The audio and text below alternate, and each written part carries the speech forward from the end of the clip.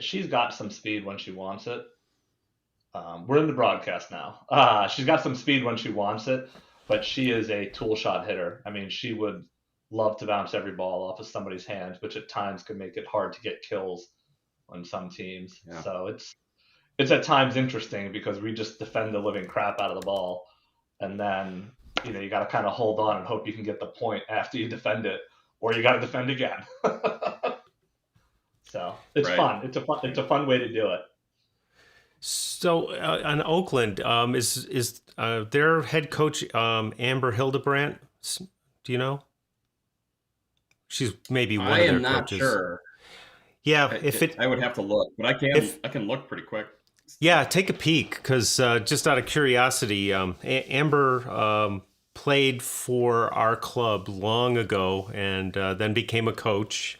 And then moved around the country a little bit, kind of getting settled. But I think she wound up at Oakland. I don't know if she's an assistant or the head coach there, but The name really sounds great. familiar, so I'm wondering.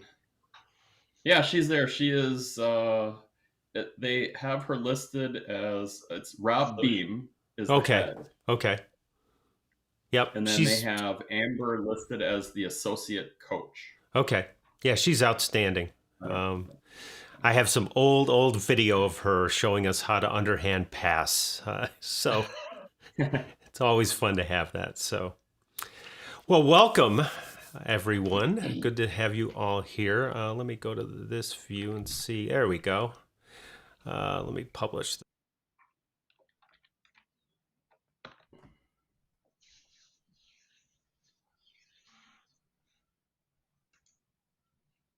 Oh,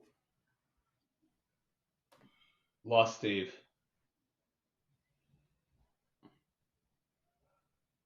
Can't hear you, Steve.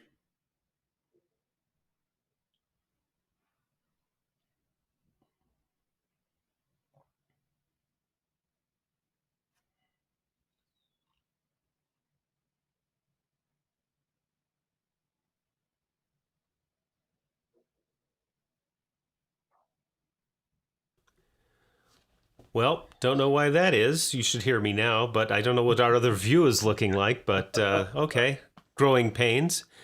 So for anyone who's out there, if you want to comment, that's fine. We have a thumbs up from somebody, so that's good. Because this has been a bit of a rocky start. But BJ, you know Might have Jim been my Burley. mom. There you go. Well, that's good. Always good. Not teasing. Yeah. So I, 4 or 5 years ago, what is it? 2021, right, Jim? So 4 years ago, Jim and I met in CAP out at the Olympic Training Center, and we had a couple of really good discussions. The thing that interested me most when we were out there was Jim has what I thought was a unique view, and it turns out it's only unique in the United States about on-court communication. And he kind of knocked my socks off, and I went, "Whoa, you are nuts!" And the more we talked about it, and the more I worked on kind of his theory about on-court and specifically in play communication, it made our team so much better. So that's kind of what I wanted to get into today. And but I guess first, maybe Jim, why don't you tell us who in the heck you are and why it is you think you know something about volleyball and Wow, I don't know if that part's accurate. And by the way, we're both. This is how we know we're getting old. I actually think it was close to 7 years ago now that we actually met. So it's been a oh, been was a it while. 15? It was It either was 15 or 15. 14 because I was still down in Virginia at the time. Um, Yeah. so oh gosh, I've been coaching since '96. All sorts of various levels. I was a volunteer assistant at Sacred Heart, which is also where I played. I played under a guy named Scott Carter, who was just Very interesting coach, but a dynamic guy who understands the game exceptionally well. I've coached all sorts of high school juniors. Most recently, for my last 6 years, I've been at a school called St. Anselm's College, where we've done a pretty good job, I think, in Division II up in the northeast part of the country. We've qualified for the last three Division II tournaments, so we're pretty excited about the path that we're kind of running on. Um, as far as what I know, I don't necessarily know that I know anything. I try to look at things from a common sense perspective, and a lot of my philosophies on communication started. Oh God, this had to be in the early 2000s, probably 2004, 2005. Is I actually had a player who was deaf.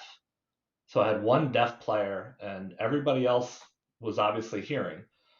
And it becomes a challenge of how do you understand who does what? Because clearly calling the ball for her wasn't going to do anything. And I should also mention she was an outside and one of our primary passers. So it's not like I could just tuck her in a corner and just hope for the best. Like she was going to be involved in virtually every play.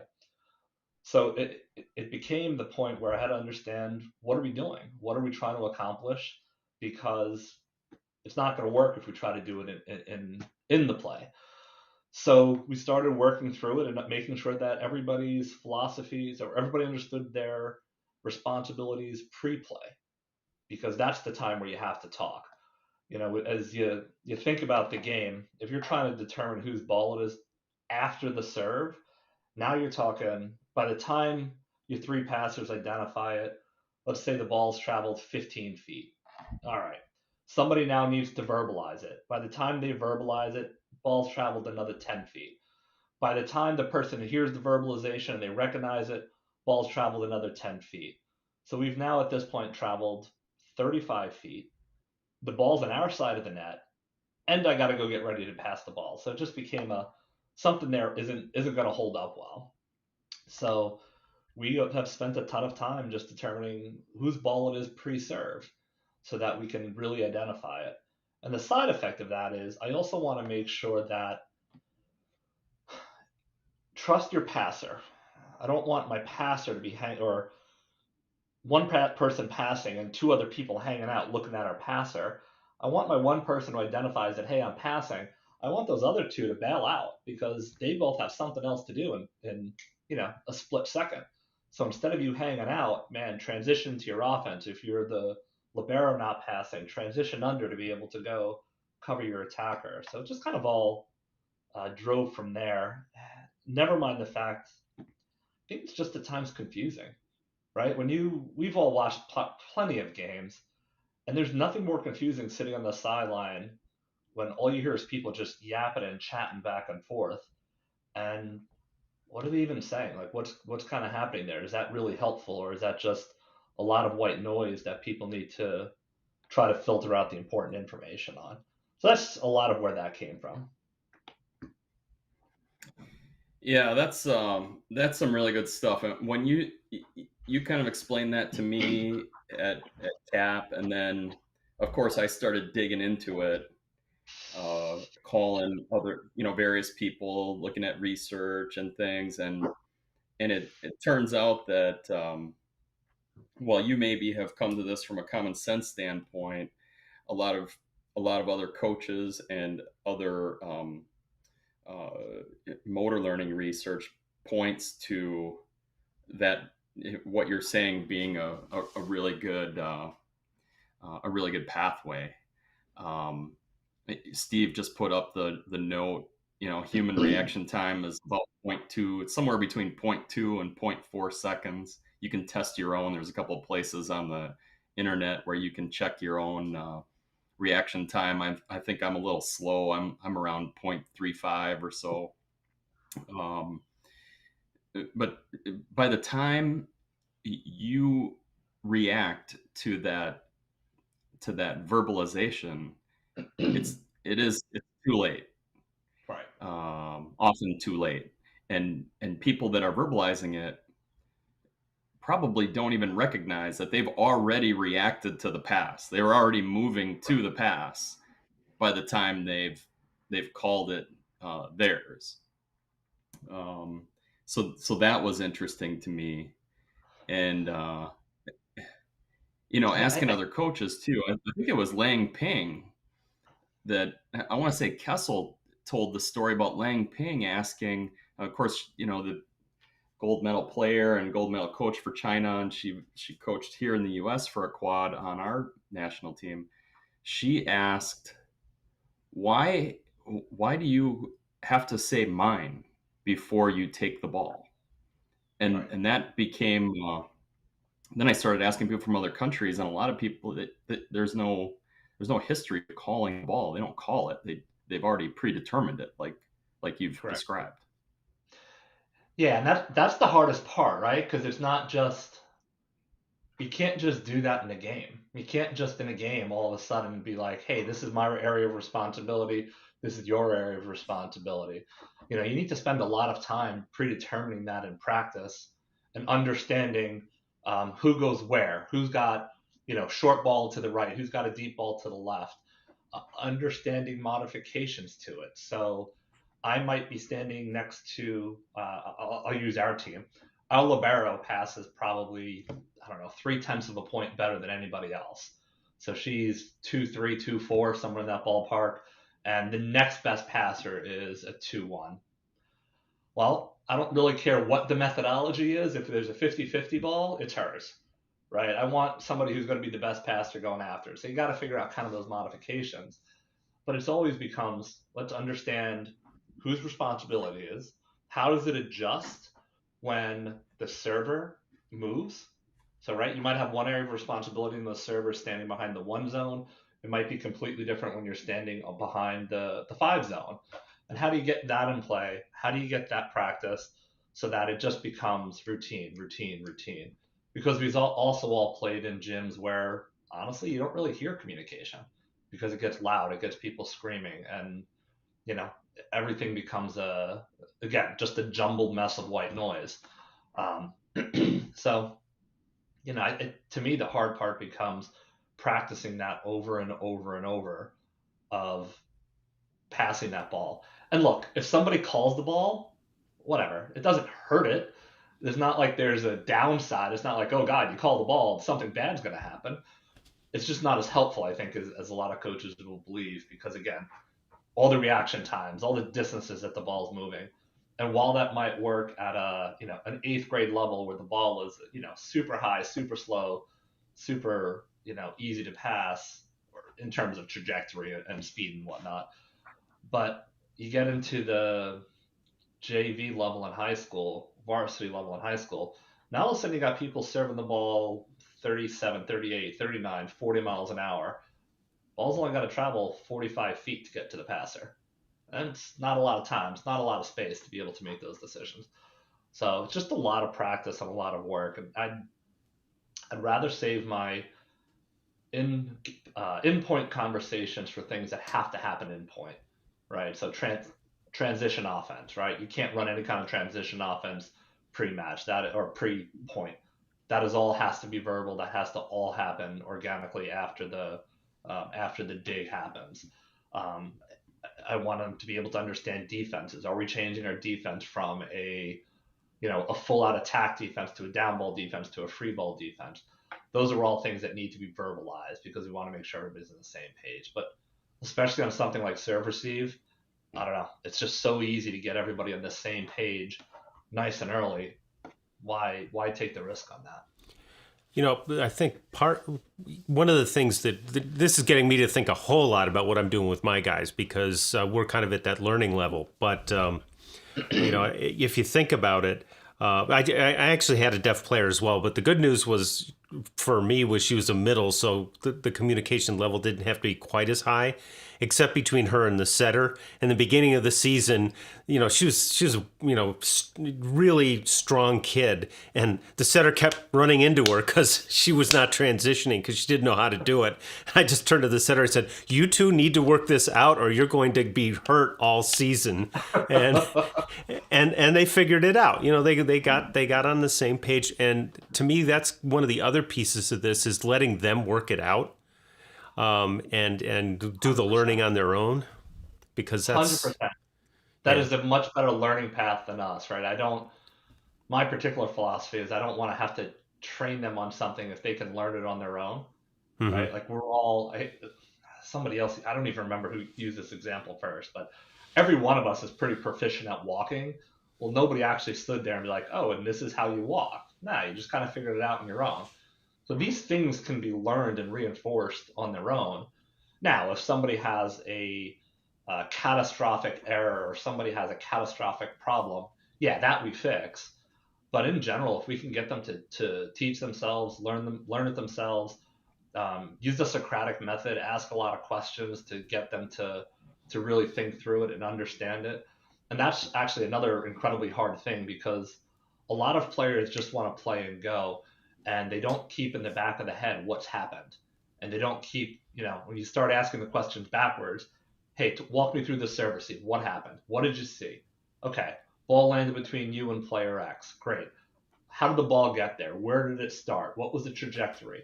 What did the server do? Where were they pointed? What did their hand look like? What did their foot look like? And then you start asking all those questions, and most players, when you first do it, are just like, "Whoa, what? Something's going. I don't know." Yeah. Or even worse, and this is again an incredibly difficult thing to do for coaches, is players are really good at knowing what coaches want to hear. So they just spew back whatever you want to hear. And a lot of coaches like, great, they're listening to me, it's fantastic. But that might not actually be what happened. That might not actually be the response. So having to ask them those questions and forcing them to explain, this is what I saw. Okay, you didn't see it, you don't remember? Okay, great. Make sure you're watching that next time. Watch these 4 keys, and then we can have that conversation next time about what happened, why did this go wrong, and letting them explain it, having them work it out between themselves. But as we go through, and BJ, you probably know this better with Green Bay than I do, but as we look at overwhelming majority of the aces that we've given up this year, overwhelming majority of them are pre-serve errors. They didn't communicate, and it got driven into a gap, and we're more concerned of I don't want to say hurting somebody's feelings, but we're more concerned with somebody else's ball than my ball and not knowing whose ball it was. Very rarely are we giving up aces because we're sitting in and we get a good platform on it and it just shanks off us. And if that happens, that happens. It's those seamers that we should have had established, and I don't know. That's where we tend to give up most of ours. I don't know what you guys see. And we call this idea agreements. That's the word that I've been using with our players at Green Bay is, do you 2 players have an agreement about who's taking this ball or how far you're going? There are times in our practices, our middles are passing balls, and a libero might be standing next to the middle, just in a drill of some kind, and I'll stop and just say, hey, how far are you going? How far are you going? How far are you going? What's your agreement? And they don't, at first they didn't have one. So just like you said, Jim, they got good at saying what the coach wanted to hear. Oh yeah, we have an agreement. Okay, what is it? Oh yeah, we don't have an agreement. Just kidding. Yeah. And our libero is like yours. She's outstanding. She doesn't get aced, and I keep telling her, even though she's a walk-on freshman, true freshman, I keep saying, hey, you got to make an agreement with your other passers every time. You have to know, and it's easier when you're in the starting lineup and you have the same people next to you all the time. Yep. But when you're in practice, in particular, I think that's the time to practice making those agreements. Hey, I'm going to go this far, or I'm stepping farther this way because I want to get more balls on my left because I'm not good at that. So you need to take more of this, or I'm going to take less, or whatever. It's just working through that is an exercise in and itself. And we've all done that as players. We've done it. Yeah, it's funny because we also have to figure out who are as we set the agreements and the boundaries, how do we modify it? So how do we take our really excellent passer, right? So in general from passing, we're really good as a number one passer. We're pretty good as a number two passer. Our third passer, our defensive specialist is quite good. And sometimes our offensive front row player struggles a little bit with that. Um, Sometimes they're great, sometimes they're struggling with it. They're both very young players. So we've actually started looking at it with the liberos like, hey, three people serve receive. Ordinarily, you try to split the court pretty evenly. But if you're a significantly better passer, you take pressure off of other players by taking a little bit more court space. If instead of having a 10-foot responsibility, you give yourself a 12 or 13-foot responsibility, now all of a sudden you're cutting down the other player's responsibilities from 13 feet or from 10 feet to maybe 8.5 feet each. Or player one who's really good takes 13 feet, player two who's pretty good takes 10 feet. Now all of a sudden, player three has only got 6 feet to worry about. Now all of a sudden, that player three becomes a very good passer because they're working in that real small zone, right? They're not taking 4 steps. They don't have to go anywhere. Everything is within the body, so they're able to get it with half a step and just slightly outside their midline. And now all of a sudden, that passer becomes an instantly good passer. And a lot of times that disrupts other teams' game plans because their plan was to go after that passer who's not as good, but by making 2 other modifications, and to your point, BJ, with the agreements, making those agreements with those players, that third player's agreement is a little bit smaller. They're getting a lot more serves in it, but hey, you're going to be able to really work better in that space because it is a more confined space to work Yeah. That's such a cool idea. Yeah. And it made me think of the first time that I really came across this. in. My men's team was playing adult nationals. Our setter had broken his ankle. We're at the gold level in our division, and we won a match or two, and then he broke his ankle in the last couple of plays of a match that we won. And we're going into the next match, and he swears he's going to play, but he's immobile. He can barely move. And our libero, who was just a fantastic passer, said to all of the rest of us, "Don't pass." That was the agreement. He said, "I'm passing every ball." And we're looking at him like, what? And he made us, if you were another passer, he made us stand on the sideline. He stood in the middle of the court. I think there were only 2. We played a 3-set match, lost 17-15, and he passed all but 2 balls. The setter didn't have to move. We had oh god, when I first started seeing some of this, it was a long time ago. It was actually a guy that I knew growing up and competed against him for a year in college, a few years older than me. It was right after overhand passing became a thing, and he was a middle dude, could not underhand pass to save his life, but man, he could overhand pass, and he would dare you to try to serve him underhand, and it was fantastic. It would never happen where he would have to pass underhand, and it was just incredible to see him move and be able to take every single ball by doing that. So you don't need to call the ball if there's one passer. Yeah.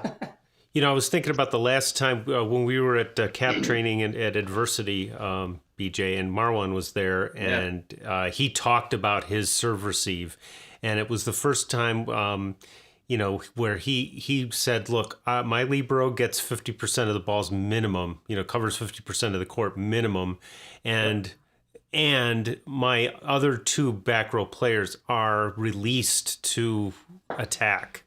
And getting that incorporated, we tend to, at the early levels, think, well, back row attacking. When I was working with Mike, that was the first thing he did with his 13-year-olds. Everybody learned how to back row attack constantly. It helps them work on their basics. It gets it does a lot of good things and gets them thinking, you can do this. But Marwan took it a step further and said, yeah, and we set our offense up that way. We add 2 hitters by making sure that the libero gets the bulk of the balls back there whenever she can.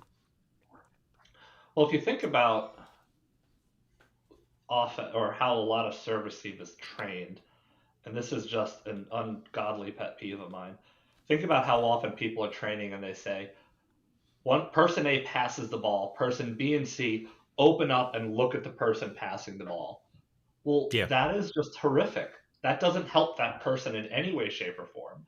It doesn't help the team in any way, shape, or form. You're literally standing around when you have another job to go out and do. Go do the other job. Like, have enough faith that your teammate is going to pass the ball forward. And look, if they shank the ball and it goes backwards, all right, it Yeah. happens. But man, get going to the next thing that you're trying to get done, and focus on how do you get to the next ball, and how do you get, in your case, how do you get your four hitters against their three blockers, and how do you identify where's my best opportunity to get that one block, or get maybe even getting, a zero block if you're talking about, well, frequently in the men's game, right? In the men's game, you frequently see people getting an open net because of the amount of pressure that gets applied to the blockers because of four attackers, three blockers. Can't win those numbers. It's a habit, though. I mean, that's part of the reason that I want to do this is that I'm sitting here going, okay, am I still having guys call the ball? Do I still say the phrase call the ball in the court? And I do. And it's like, why am I teaching them that? Well, it's because that was the way I was taught. That's the way some clinics were done. There's some old school stuff I like to do that I still think is relevant. Like when we do warm-ups, the very first coaching thing I ever went to was something at the Great Lakes region ran. And I think it was Liskevich, or I can't remember who was there, but it was, hey, why don't you try shuttle passing to warm up? And they took the girls who were doing the demo and they just did, 3-person, 4-person shuttle passing. Just, hey, you're moving, you're communicating, you're doing all that stuff. But the communicating part is we probably overdo. I remember my son was playing club ball at a school that's really diverse, and he said, hey, it was really cool. I have this Chinese guy who doesn't speak any English, but I did this, and he just smiled at me because he knew what I wanted. It's there are some universal languages that we can use. There's a lot of old school stuff that gets a bad name for no reason, right? There's a lot of things that worked in the past that still work today. But the thing that we don't think about, or I shouldn't say we don't think about, a lot of coaches don't think about, is why are we doing it that way? Because that's the way we're taught is never a good reason. That's actually a terrible reason to do something. You should have a very specific reason as to why you're doing it and what you're trying to accomplish with it. And you should be able to explain everything that you're trying to do with passing or defense. That's one of my favorite, BJ and I talked about this in context of serve receive, but we all know coaches who tell their players on defense to call the ball. Well, somebody's driving a ball at you at 45, 50 miles an hour from 20 feet away, and you're supposed to call the ball, and that's going to do anything? Like, no, you just, my God, at that point, I'm just hoping to get an arm out in front of it and the ball goes somewhere up. So it's, I don't know. I think we try to look at crutches and we look at things where we use communication very frequently as a way to cover up a shortcoming that we had in practice or a shortcoming that we have going on in a match. And, we might have to do it at that point. But reality is most aces are scheme issues or not communication issues during the play, but communication issues pre-play. And those are all things that can be worked on, right? Well, yeah. I mean, how many times have you said, have I said or thought or heard other coaches say, boy, I wish that player was louder. My setter is silent. I mean, he just gets the ball where it needs to be, and it's him. And I'm like, why don't I just tap into his strengths, whatever they are, and not try to push him so far. You want to push out of the comfort zone on things that matter, but on things that don't matter, why expend that energy? Well, right. That's exactly right. When you think about that from the personality standpoint, if all of a sudden he's got to expend energy to be somebody he's not, that means he can't expend energy doing something on the volleyball court. It doesn't even matter what it is at that point. If he has to expend energy to be an extrovert when he's a natural introvert, that's energy he's wasting that he can be using to focus on something else. Introvert or extrovert doesn't matter. You can play incredibly high levels with being an introvert. It just, there are things that you do need to communicate on, right? There are times that you do need to be able to talk through things. And again, transition offense to me is always the biggest one. You have to be able to talk through that because there just is no other way to do it. Because best laid plans of mice and men, and you shank a dig or the dig is 20 feet off, and now all of a sudden what you're normally doing as a shoot or as a a one as your default transition plays, now all of a sudden neither one of those are available. Well, you need to talk through that, and those are the times that you really want to be able to communicate through something, not hey my ball or in out. If I'm trying to pass a ball in the line and I'm not sure it's in and out, and BJ's right next to me yelling out, by the time I comprehend what he's saying, chances are the ball's already hit me and ricocheted off, and it was a terrible pass, as opposed to just taking my read, making the read, and living with whatever that result is. And if I'm wrong, I'm wrong, and if I'm right, I'm right. But I would take that over, that last ditch effort to try to throw my arms out at it and end up with some sort of shank into the stands. Yeah, that's what I was going to ask, Jim.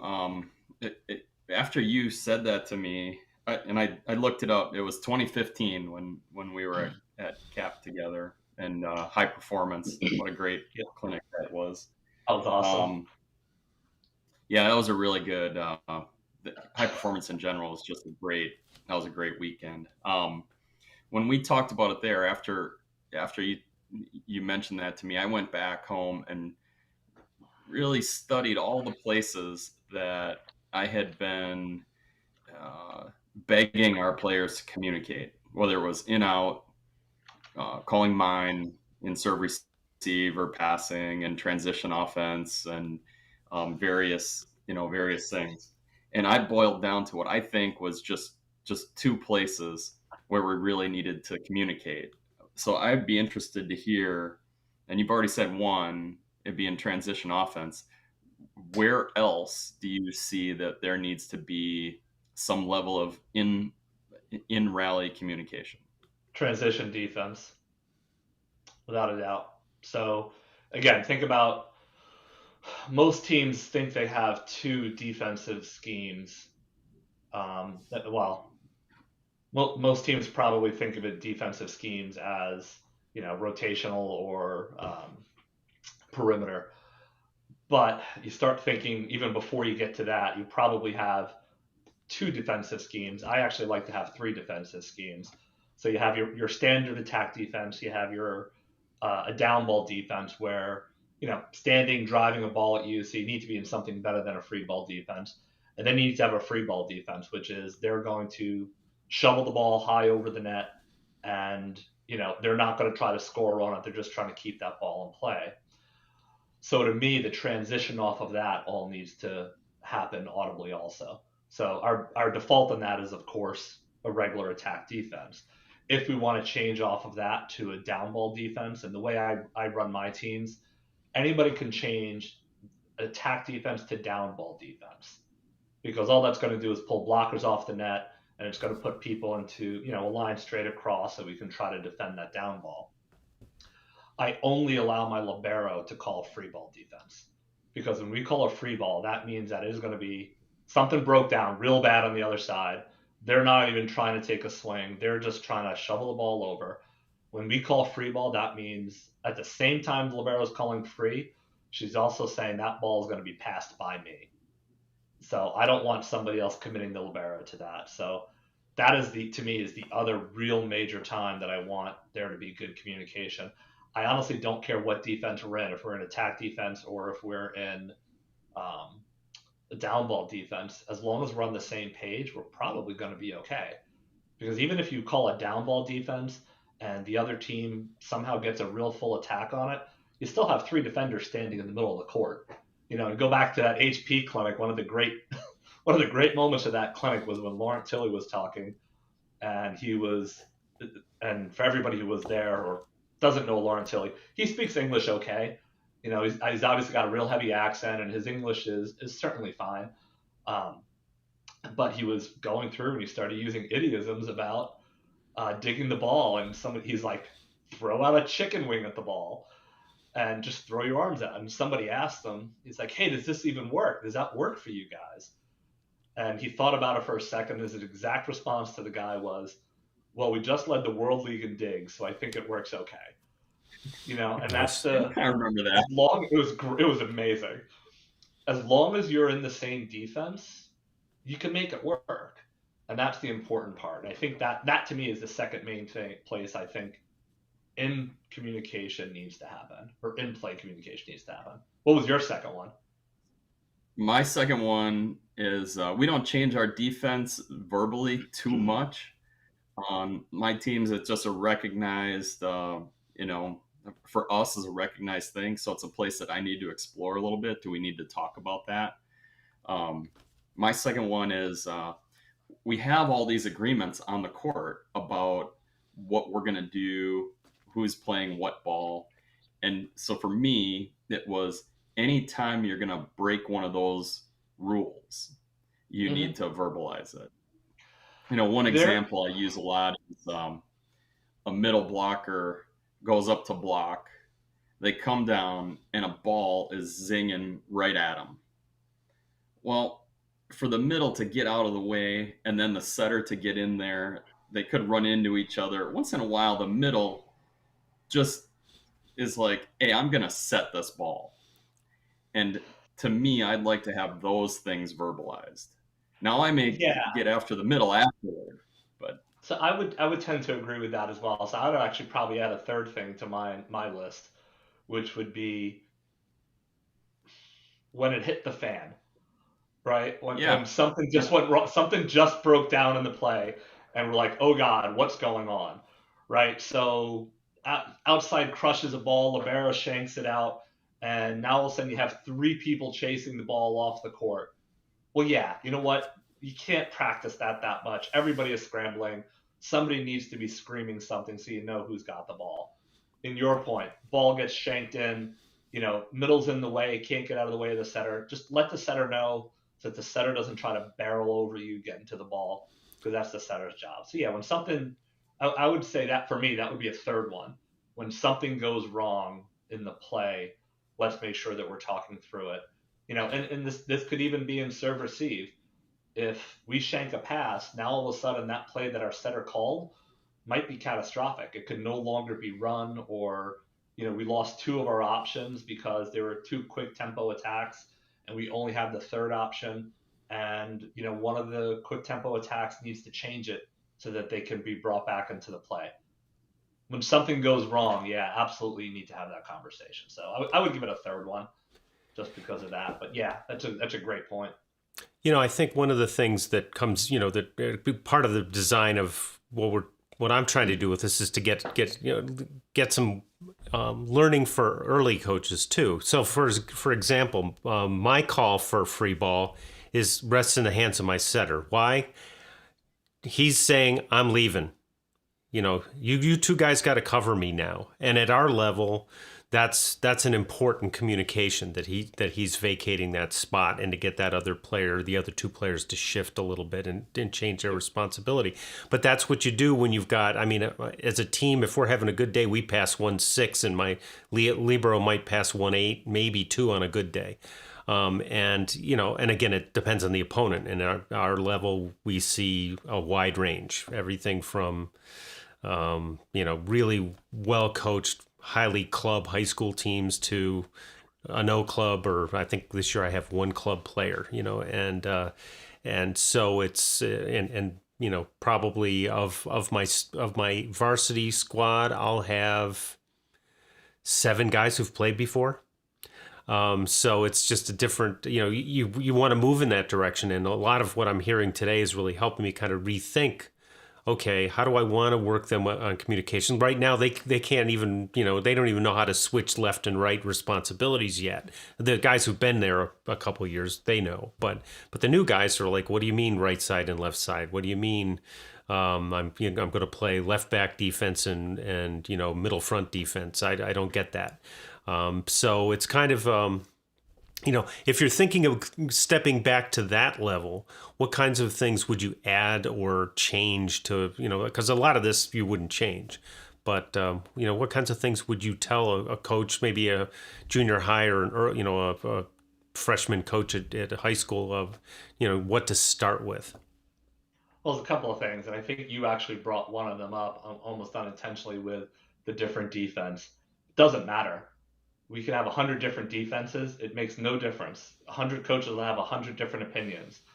Well, all that matters is those, 12, 15, 18 people that are on your roster. Those 18 need to know exactly what that one word means. And as long as they know what that one word means, you're fine. And it could be completely different than anything that BJ and I are doing, right? And, BJ and I have conversations about stuff like this all the time. And we have similar things that we do, but I would speculate we call them things very differently just because it's just how it happens. So it doesn't matter what it's called or what you're doing. So that's the first thing I would tell any coach is it is crucial that your players are on the same page. And it doesn't even matter what page they're on. As long as they're on the same page, you're actually going to be in really, really good shape, right? You could be in, page 1 of a beginner book, but if you're all on that same page, you're probably actually going to be better than a bunch of teams that are scattered throughout intermediate books because they're not really sure what's going on. Indecision is what kills people. The actual, and this is something I try to get through to as many coaches as I can when I talk to them. The actual actions of volleyball are incredibly simple. I mean, when you think about making a passing motion, incredibly simple. You think about setting a ball, incredibly simple. Even attacking the ball, the actual physical steps, incredibly simple. Where it becomes complex is the decision making. When do I go? Where do I have to have my platform? Where do I have to face? How hard do I need to push the ball to set it outside? So that decision making is incredibly difficult.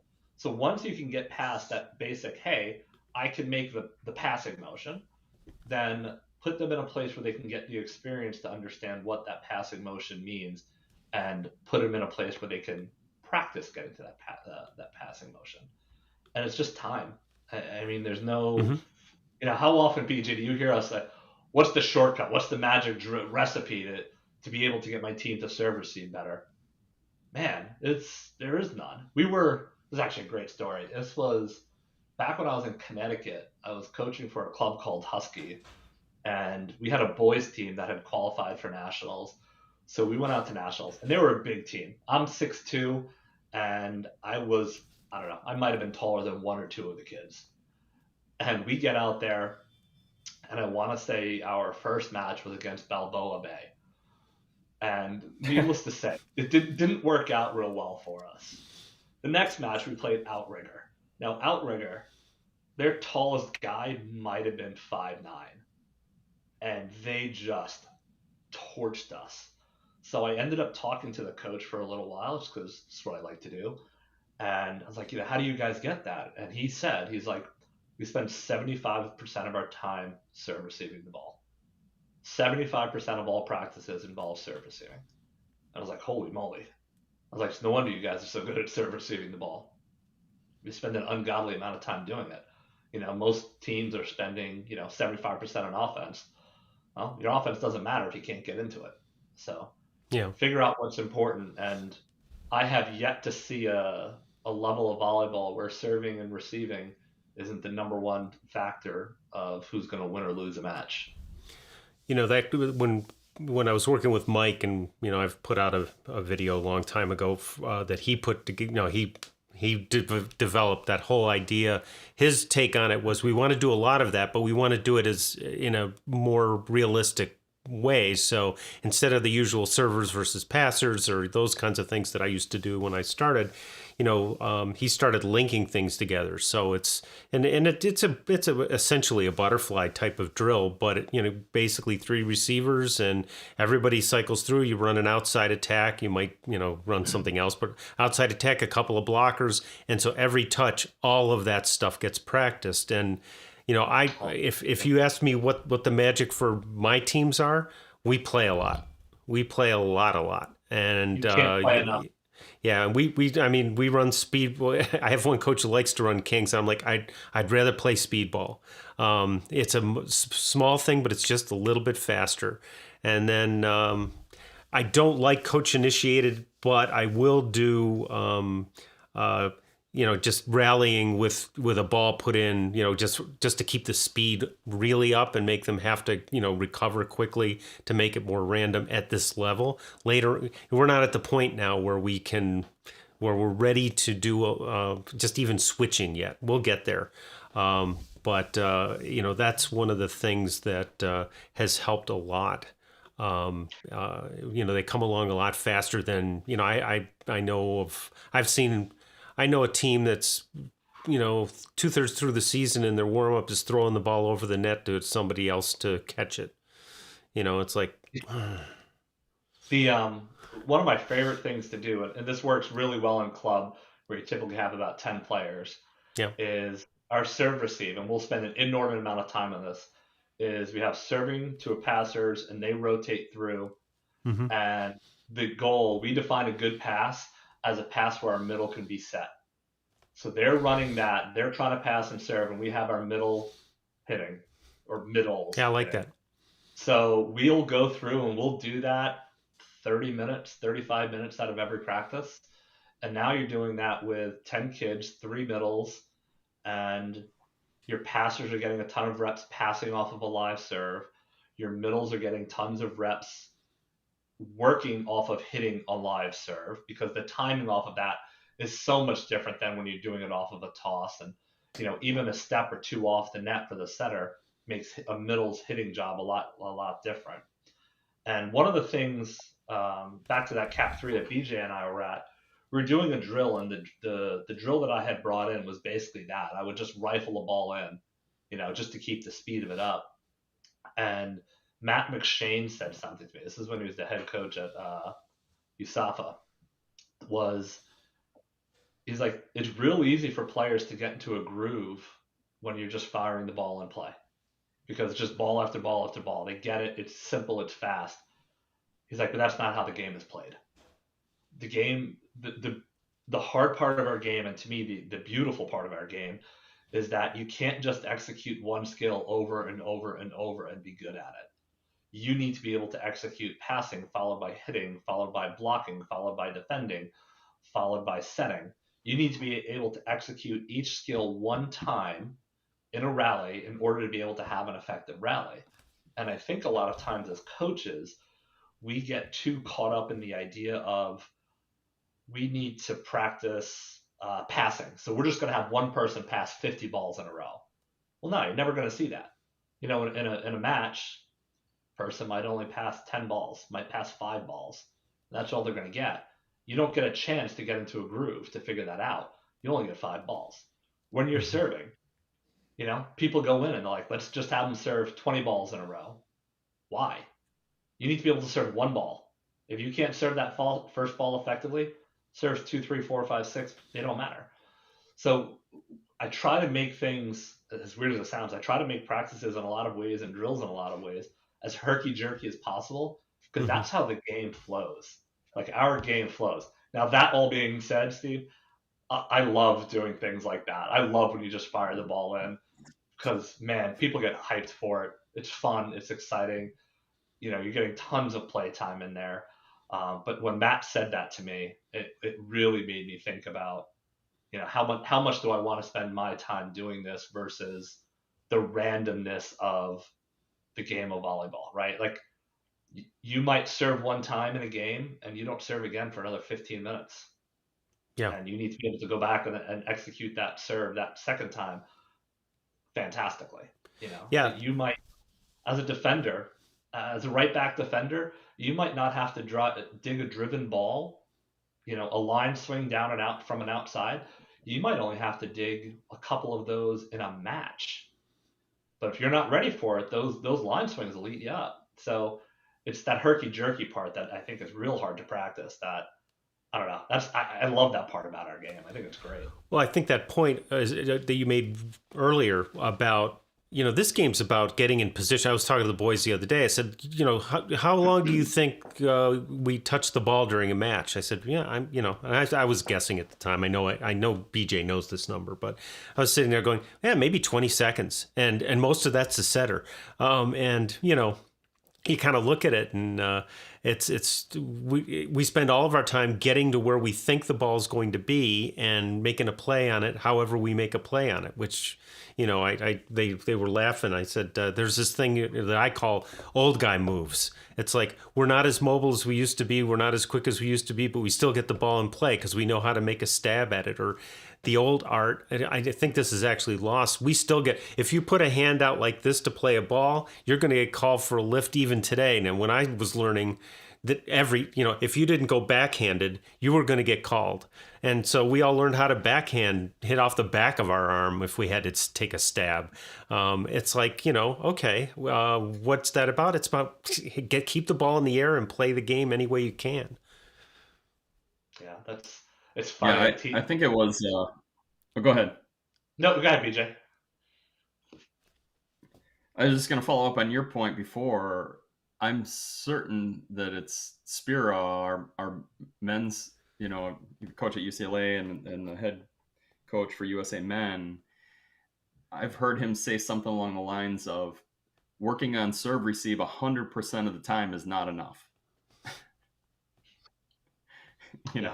And for all the same reasons that you guys were saying, it's it gets the game started, and it doesn't mean you have to play sixes. You can play doubles or triples or stuff like that, but you really do need that serve receive time and to even just to kind of circle back so that they learn that communication, both the how to communicate between the play and then the nonverbal communication of here's how I'm taking the ball. I'm taking this ball by stepping toward it or reaching or whatever it is. Well, it's funny because one of the other real kind of formative things within my coaching philosophy, I want to say this was in Cap 1, and I want to credit Kessel for it because if it's not from him, it certainly sounds like him. They basically were talking through, and we were talking about how to lay out practice plans. And I've never been real big on coaches being involved. Like I don't need to be playing in practice. That's not my thing. Now, if you need a body to play because we're missing a person or whatever, get that. But he basically walked through and he laid out the amount of contacts that happened in a practice over a week. And it was like, and I'm going to butcher these numbers, but it was like 10,000, 5,000, 3,000, 1,000. And when you look at those, then put those numbers to put them in inverse, 1,000 contacts was by the middles, the 3,000 contacts were by outsides, the 5,000 contacts were by your setters, and then the 10,000 contacts were by the coaches. Yeah. Well, how do you get those coaches to be able to get rid of those 10,000 contacts and drive those into other places? And you think about, we all know coaches who've never played and have absolutely devastating serves because they just go back and work on serving in practice. Well, why not let your kids go back and learn the same devastating serves? And I get it. We have significant concerns about overuse injuries and the amount of swings that we're taking and all that. But, I still think there's a way that you can challenge more and give more swings and more quality swings, get rid of the sheer numbers and get better quality, and you'll still be able to get a result that you're looking for. The other day we were trying to get some swings, just our boys are learning how to attack. So we had gone through attack footwork and transitioning and the basics and so we're doing a drill really. And I had two setters working with me and fairly young setters or new to the setting skills. And the one setter was tossing balls to the other setter because I didn't want to touch it. I learned that from Mike, my very first impact. He walks in with, that was back in the time when he was still walking with, no arms and legs and, kind of coming in. And he said, how many of you guys toss drills? And, half of us raised our hand and he goes, well, one, I can't, and two, you shouldn't. And here's why.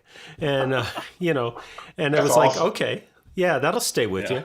So I took the setter aside and said, listen, do this. Toss the ball in the air and set it to that person instead of throwing it to him. It's not a perfect setting motion, but it's working on something that's more like the skill you're trying to develop here. And it's not that, and she was looking at me like I was from Mars. I'm like, no. This is an opportunity for you to get another touch in. Let's do it. Yeah, without a doubt. Steve, we should probably wrap it up because I think Yep. Jim's got to go to a mat here. You bet. And we're at an hour. So one of my high school kids, this is the benefit of COVID, is a kid I coached in high school in Virginia many, many years ago. She got her extra season in, and she's playing up at Holy Cross. I get to go see her play today, so I'm actually incredibly pumped about that. Yeah, that's cool. It's exciting. I will say, if I could say one last thing, and you kind of mentioned this, asked this before, what would you say to new coaches or coaches in 7th and 8th grade and whatever, is ask questions. Ask tons of questions, because as coaches, we're supposed to be, I don't know if inspiring is the right word, but leading and developing youth. And within that, we need to be able to explain what we're doing and why we're doing it. And if we can't, then we probably shouldn't be doing that. We probably shouldn't be doing that with those kids, because they should be asking us questions as well. And we have to be willing as coaches at all levels to be open to feedback and coaching from peers, from other coaches, from parents, from anybody. Because you know what? We demand that out of our kids. We want our kids to be willing to learn. So if they want to learn, if we want them to learn, we have to have that same responsibility. And I think, to me, those are the two things that, if you do those two things as a coach, man, you're going to have some really great success as a coach going through your career. So, well, I want to thank you, Jim. This has been great. Thanks, BJ, for setting this up. I really, it gives us an opportunity to hear different perspectives, and I learned a lot today. A lot I'm going to bring into the gym this week. So I appreciate that a lot as well, Jim. Anytime. I appreciate it. It was fun. Okay. Well, we'll be doing this again. Hopefully, I'm going to publish it out there. We'll be getting some more folks in, and maybe it'll gain traction. And if it doesn't, I'm still learning a lot about coaching. So I appreciate you guys doing this. Anytime. All right. Thanks, guys. See you, BJ. See you guys.